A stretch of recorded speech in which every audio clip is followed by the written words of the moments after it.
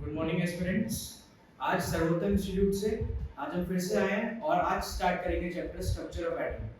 ठीक है, तो आइए चलते हैं, स्टार्ट करते हैं, फिर बाकी बात बाद में।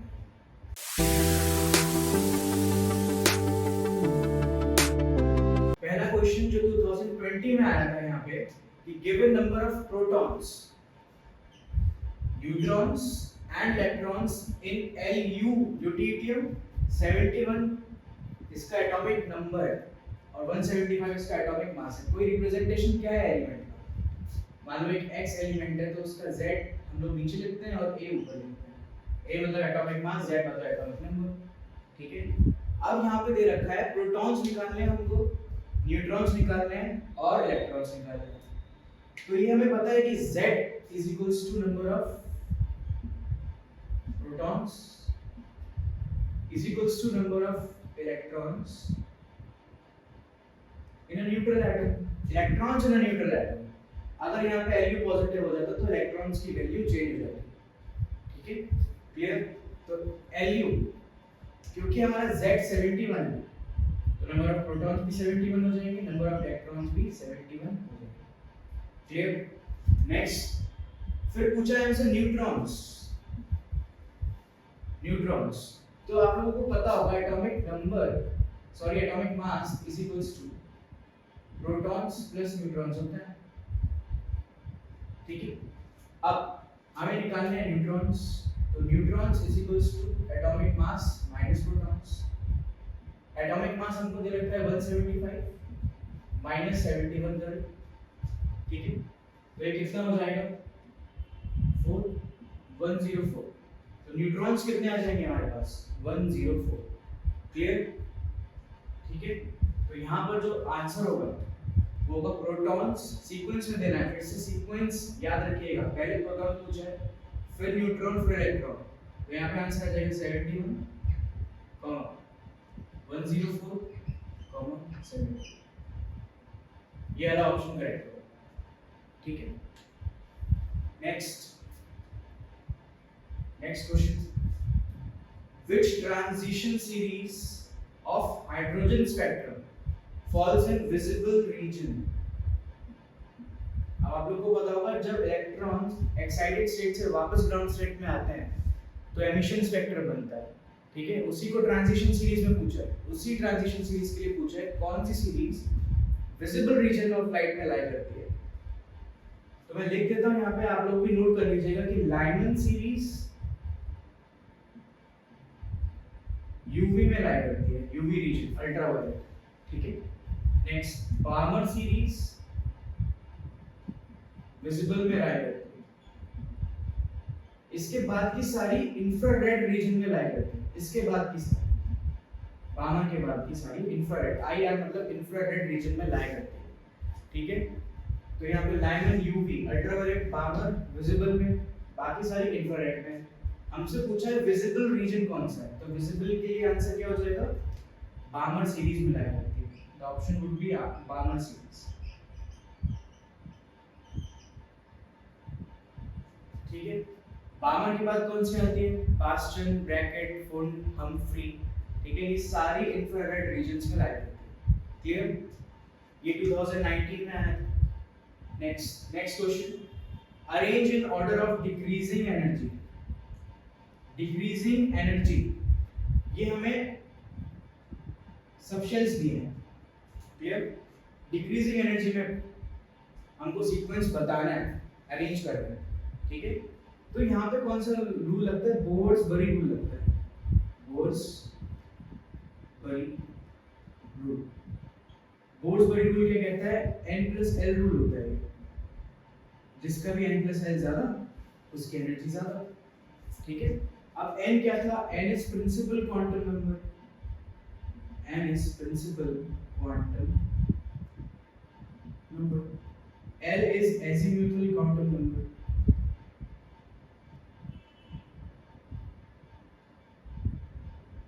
क्लियर?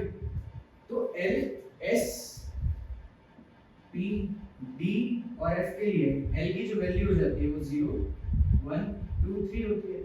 और जो भी जैसे 4 दे रखा है तो वो मेरा n हो जाता है, प्रिंसिपल क्वांटम नंबर 5 होता है, n हो जाता है 5n 6n हो गया, clear. n here represents orbits या periods या shells कितने हैं आपके पास, इलेक्ट्रॉन्स में कितने शेल, एटम्स में कितने शेल्स हैं, ठीक है। तो here n signifies principal quantum number। तो 4 के लिए 4d के लिए हम लोग n plus l लगा देते हैं, 4 plus d के लिए l वहां से देखिए 2 होता है तो इसकी वैल्यू 6 आ गई। 5p के लिए 5 plus p के लिए 1 होता है, ठीक है, तो यहाँ पर 6 आ गई।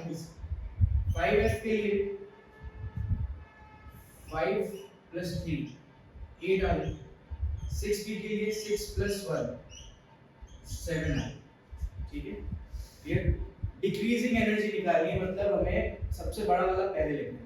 तो यहाँ पे सबसे बड़ा 5f का है, तो 5f लिख लेंगे यहाँ पे 5f ग्रेटर देन, फिर 7 6p। अब यहाँ पर ये भी 6 है, ये भी 6 है, तो 4d की वैल्यू ज्यादा होगी कि 5p की, जिसका भी n ज्यादा होगा, जिसके भी n प्लस l इक्वल आ रहा है, और उसमें से भी जिसका n ज्यादा होगा उसकी एनर्जी ज्यादा होगी, ठीक है। तो 5p फिर 4d, ये इसका आंसर हो जाएगा। आप ऑप्शंस में चेक कर सकते हैं, ये इसका आंसर है। क्लियर। नेक्स्ट क्वेश्चन,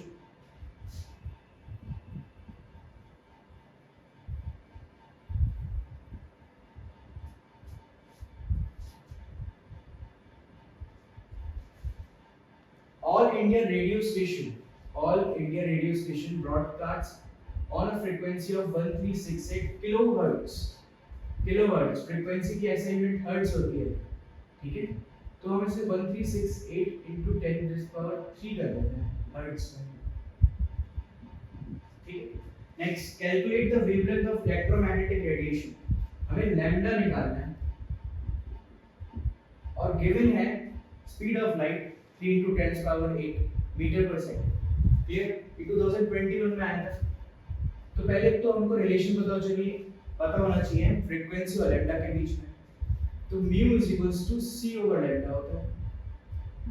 आप लोगों को म्यू दे रखा है 1368 into 10 to the power 3, सी भी हमको दे रखा है 3 into 10 to the power 8, और लैम्डा निकालना है, ठीक है।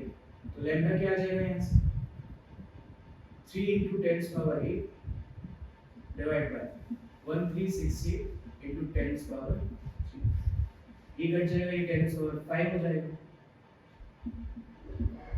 ठीक है। तो हमारे पास वैल्यू क्या आ गई 3 into 10 to the power 5 divide by 1368। इसको अब नियरली हम लोग 1500 ले रहे हैं, नियरली, तो नीचे 1500 कर लेते हैं, तो ये 5 से कटता है, ठीक है। 5 ये 10 से इधर चला गया 10 to the power 3, ठीक है, डिवाइड बाय 5, तो ये 5 नियरली 200 मीटर्स में आ जाए,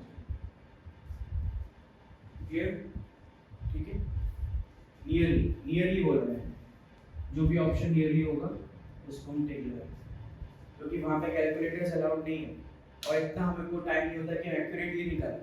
तो आप कुछ वैल्यूज को अप्रॉक्स लेके उसको आंसर में मैच करके निकाल सकते हैं, clear. Next question, radius of second Bohr's orbit, second of He plus ion, helium plus ion is 105.8 picometer। मैंने पहले सेशन में भी बताया था कि 1 picometer is equals to 10 to the power -12 metre होता है, ठीक है। Calculate radius of third Bohr's orbit. हमको radius of third Bohr orbit निकालनी है। पहले तो हमें रेडियस फॉर nth ऑर्बिट का फॉर्मूला पता होना चाहिए, रिलेशन पता होना चाहिए। रेडियस ऑफ nth ऑर्बिट होता है 0.529 n स्क्वायर ओवर z, ये हमारे पास रिलेशन होता है, ठीक है।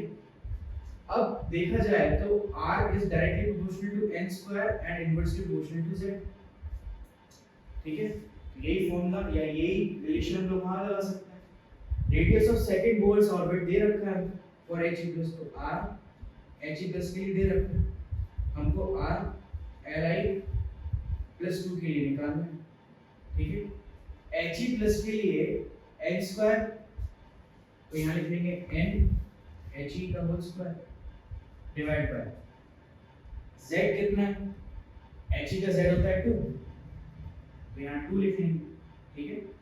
पहले यहाँ सिंपल लिख देते हैं z h into clear li का क्या हो जाएगा, नीचे n आएगा, n li का whole square into z of li, ठीक है। ये हमको दे रखा है और ये हमको निकालना है, क्लियर। तो r h प्लस के लिए क्या हो जाएगा, r दे रखा है 105.8 divide by r li plus 2 हमको निकालना है, तो उसको x ले लेते हैं। Next for second Bohr's orbit बोल रखा है, तो 2 आ जाएगा, 2 का स्क्वायर 4 होता है into z of li, atomic number of li 3 होता है, ठीक है। नीचे z of he, atomic number of he 2 होता है, और n 4 आएगा, थर्ड बोर ऑर्बिट पूछा है, ठीक है। तो 3 का स्क्वायर आएगा यहाँ पे 9, क्लियर। तो 3 3 से 9, 2 x क्या आ जाएगा 105.8 into 3 divided by 2, ये आ जाएगा x,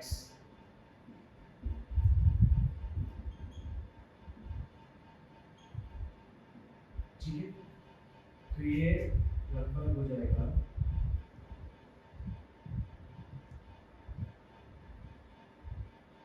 158.7 picometre. Third Bohr orbit के लिए li का आंसर 158.7 पिकोमीटर आएगा, क्योंकि ऑप्शन या वैल्यूज हमें पिकोमीटर में दे रखी थी, इसलिए हमने पिकोमीटर में ही आंसर निकाला। अगर ऑप्शन मीटर कहता तो 10 10 -12 कर देते, क्लियर, ठीक है। तो हम लोग को बेसिकली करना क्या है इसमें, आप देखिए डायरेक्ट फॉर्मूले पे ये सिंपल रिलेशंस पे क्वेश्चन पूछेगा, सिंपल रिलेशन, ये एटॉमिक नंबर एटॉमिक मास का रिलेशन हमको याद होना चाहिए, ठीक है। यहाँ पर भी हमको एक टेबल होती है विजिबल रीजन्स की, ठीक है, अल्ट्रावायलेट रीजन की, इंफ्रारेड रीजन की, clear. Next arrange in order of decreasing energy, यहाँ पर बोर्स बड़ी रूल लग जाता है n + l का। simple questions and it will not take more than 10 to 15 seconds if you know all the relations by heart, okay। next all India radio station directly relation पे है, direct relation पे है, mu is equals to c over delta, speed of light divided by wavelength, clear। next ये भी directly relation पे है, बस हमें रेडियस का फॉर्मूला याद होना चाहिए, ये आप ले सकते हैं, लिख सकते हैं इसे, ठीक है, क्लियर।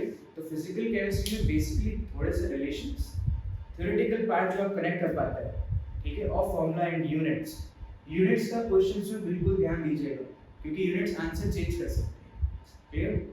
थैंक यू, मिलते हैं हमें हमारे नेक्स्ट सेशन, थैंक यू।